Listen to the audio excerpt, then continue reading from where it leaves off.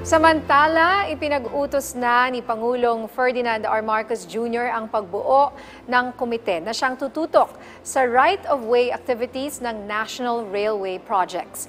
Sa bisa ng Administrative Order No. 19, itinatag ang Interagency Committee for Road Activities for National Railway Projects.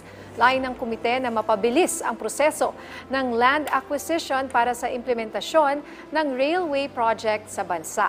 Inaatasan din itong bumuo ng mga mekanismo sa implementasyon ng mga polisiya at proyekto, gayon din ng mga programa kaugnay ng land acquisition at iba pang right-of-way activities gaya ng livelihood, income restoration at resettlement.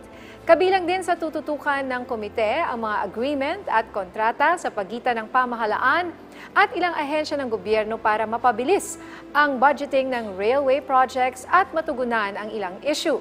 Sa ilalim din ng AO, itinalaga ang Secretary ng Department of Transportation bilang chairperson at co-chair naman ang kalihim ng Department of Human Settlements and Urban Development, kabilang ang railway project sa Philippine Development Plan 2023 to 2028 at 8-point socio-economic agenda ng pamahalaan na layong palakasin pa ang transportation sector sa bansa sa pamamagitan ng pagkakaroon ng sustainable at abot-kayang transportasyon para sa publiko.